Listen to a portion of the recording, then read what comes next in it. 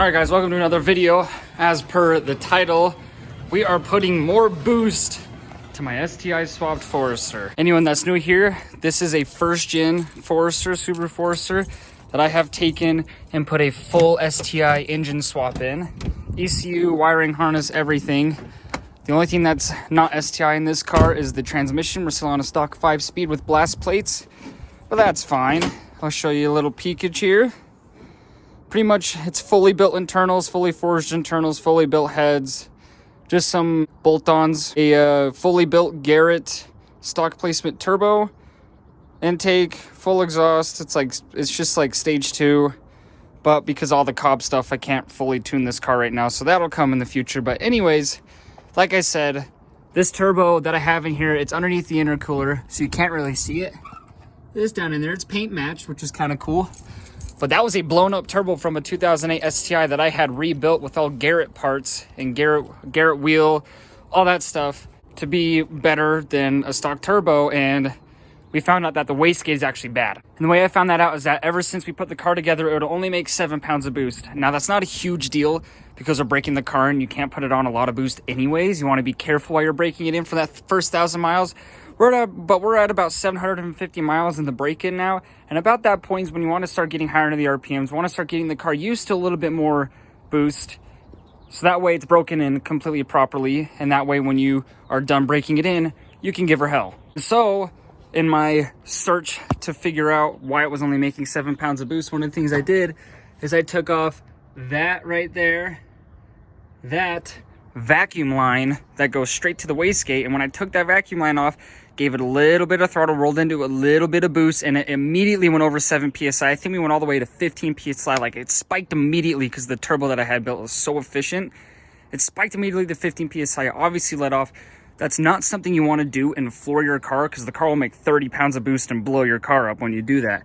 So it's something that you do when you suspect the wastegate being bad. You unplug the vacuum line, get into a little bit of boost, see if it makes more boost than you were stuck at, and if it does, bad wastegate. If it doesn't, there's a problem somewhere else. So because it did make more than 7 psi, that means our problem is the wastegate.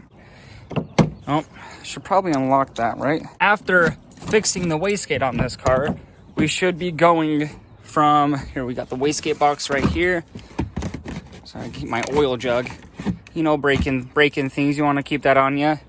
So you got the new wastegate right here, and we should go from about 7 psi to boost to 16 to 20 psi of boost. I'm not exactly sure where the tune's going to be, so we're going to have to watch it, but we should be, I'm guessing, probably in the middle, around 18 psi boost instead of 7. So if you don't know the way to replace a wastegate on a Subaru, you see the wastegate bracket right here. There's a little C-clip here that holds this arm on. It goes back to the wastegate, and the wastegate is held on by 2 bolts. You can kind of see them right there. Maybe 10 millimeter. Those two, a little C-clip that holds this arm on that goes right there. Pull it off with the vacuum line, swap it out, should make boost.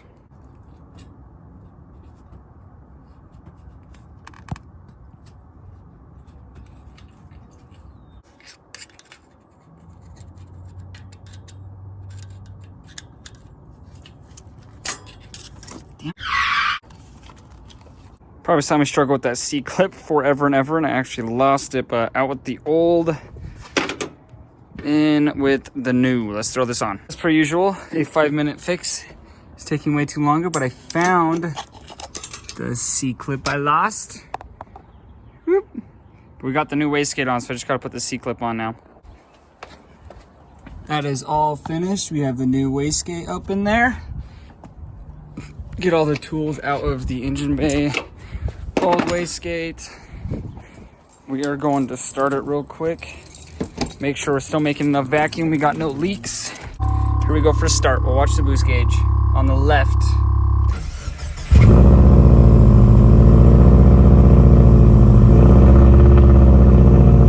Yeah, it's looking good to me. It should be between 10 and 20, but because of cold start, it's going to be revving higher, which means it's going to be pulling more air in, which means it's going to be closer to boost.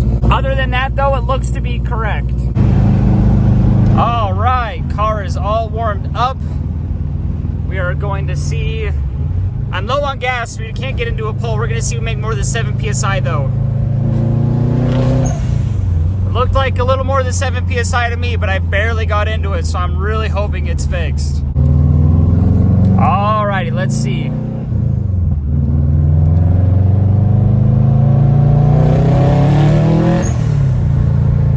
That didn't work! What? Alright, so where we left off that you just saw, the car didn't make any more boost. It made like 3 PSI more, which means 2 things. It means one, the old wastegate probably was bad, but that's not our total issue because it used to make 7 PSI, now with the new wastegate it makes 10. Found out, after talking to some Subaru guys, doing some research, I'm supposed to have a boost pill in the wastegate line on the Subaru. And I felt around and I don't have that, which means the car doesn't have any air restriction to make more boost. So, and that's that line right there, this one, that needs the boost pill and it doesn't have it, which is why when we pulled the line off, it made all the boost, and why with the line on, it doesn't make any of the boost. Filming away from the car because I have new wheels on the car, and half of you are gonna be stoked about it, and the other half of you might be sad that the Conseils are no more. But I will say the look that we're going for with these new wheels, and I know I'm looking at it right now, I'm going back to the OG style that Granda was when we first did the Granda build series. The color on them currently I hate. If that gives you any knowledge on you'll probably see this on Instagram before you, I don't even know. Anyways, oh yeah, and the reason we're not doing the cost video for the STI swap is because I started filming this video before I made the other video, so I have to finish this video. Anyways, we're gonna come down this way. Where did I set the box down? Where did I set the Here it is. All right, so you can either get that boost pill to put restriction in the lines to make it build more boost, or you can get a boost controller, which I was planning to do anyways, and is a good thing to do on a Subaru when you're going for more boost and higher horsepower. Again, this car is not some crazy high horsepower car. It probably won't ever make over like 400 wheel. But because those were my 2 options, and you can get a Mac boost controller, which these are the exact same as a Grimspeed or Cobb 3-port electronic boost controller. These are the exact same, and instead of like $60 to $80 for one, these are like 18 bucks. And they come with all the fittings, they come with the wires. The only thing that kind of sucks is that you have to splice these 2 wires in the existing plug, because it doesn't just plug in like the Grimspeed or Cobb ones, but hey, you save like 50 bucks, so it's fine. And it did come with this plug, so I kind of want to check if maybe this plug is gonna fit. It might, that would be nice. But yeah, so we're gonna throw this Mac valve boost controller on Granda today, and that paired with the new wastegate should make all the boosts that we were supposed to be making this whole time. We're gonna walk to the car. I'm not gonna show you the wheels. Okay, so what we gotta do, stock wastegate, or not wastegate, stock boost controllers underneath this plate. Looks like we got 10 millimeter right there. Looks like this plug is on a bracket that connects to it. There is the plug for it. And I gotta figure out what lines are gonna go to where on the boost controller, because you have 3 ports. One line goes to the wastegate, one line goes to the turbo, the other line goes to the turbo inlet.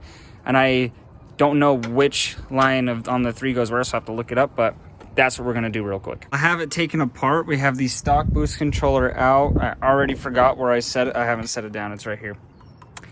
But I grabbed the plug just to see if it fits, the stock plug, and guess freaking what, it does.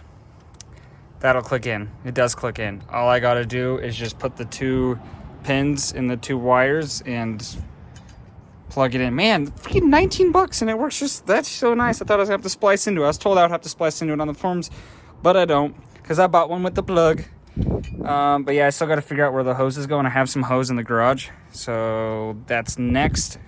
Yeah, of the ports all thread taped and put on the Mac valve. This is exactly how it looked like in the videos for the other ones, so I'm going to do it this way. We have the one from the turbo inlet goes here, one from the wastegate goes here, and then one from the turbo cold side of the turbo in the middle. Sorry for the wind noise if there is any, but here we go. This is how we have this routed. This goes to port number 1. This middle port goes to the cold side of the turbo, and then this side port right here goes to the wastegate port. We pinned the wires, plugged it in, plugged it right in. I'm probably gonna find a way to mount it right here with a zip tie or something, and then bolt this bracket back down, and that'll be done. And then we'll have to flash a new tune onto the car for the 3-port boost controller that I luckily have saved already before Cobb did all their crap. Bracket on. We just threw a zip tie through that bolt hole and around the controller because, you know, this doesn't have a spot to bolt anything into. Plugged in. Everything's tight, good to go. We just got to flash the tune and we should be done. Alrighty, come into here, tune, change ECU map. If you guys remember one of the videos I did, I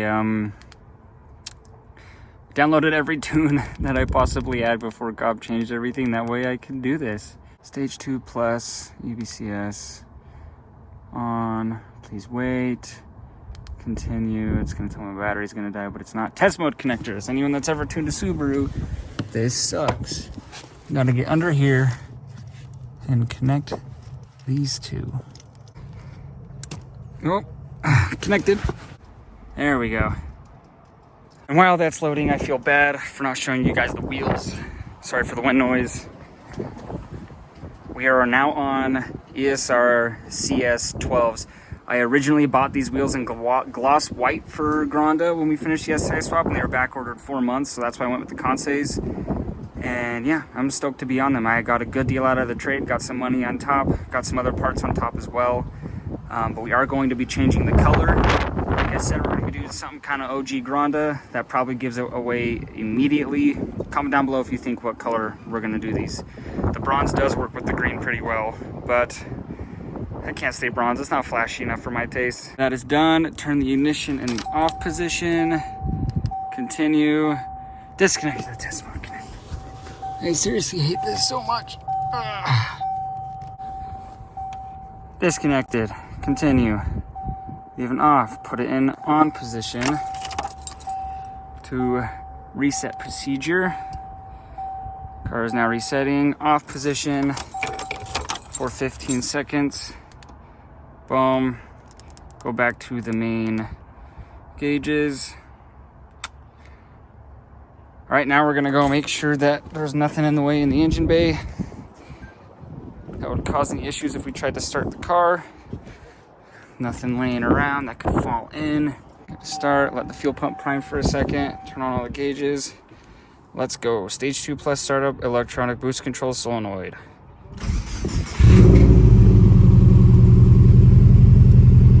We're gonna have to adjust the idle and everything again because it reset the ECU when you're doing that. So we'll go up to like 100 for now. We'll just see where that's at. We might have to play with the idle a little bit as we drive it to see if we need a change in the adjustments there, but it's idling good. We're gonna clean up real quick and go for a test drive. Seems to be running 10 times better. More than 10 PSI, please. Yeah, there we go. Now it's fixed.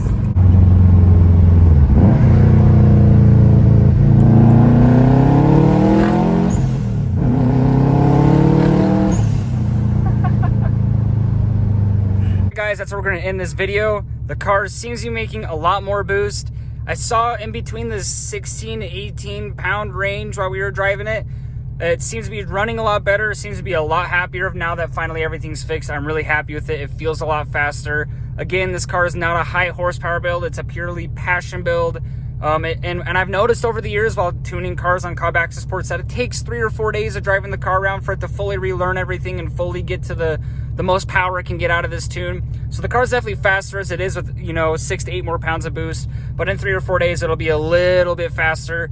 Again, not high horsepower. It'll probably be low to mid 300s on the wheels. Well, I don't know what to do to get this car fully tuned yet because of all the Cobb stuff that went down. I don't know if I need a brand new ECU to go fully standalone. I don't know if I need to go open source. I still got to figure some things out there. But with where the car is right now, I'm very happy. It runs perfectly. I know we got lights on the dash. That's because of a few different things that has nothing to do with how the car runs. The car runs perfectly. We just have a lot of stuff deleted and it doesn't know that yet. But anyways, that's where we're in this video. I appreciate you guys watching. I hope you're as stoked as me. We'll have more videos coming soon on the wheels, on the Audi. We probably have a video coming soon on the Audi because I delaminated a tire on the freeway on the Audi the other day. There's no damage on the car. It just needs a new set of tires, which means we're changing the whole stance on it. But anyways, thank you guys for watching. Peace out and have a wonderful day.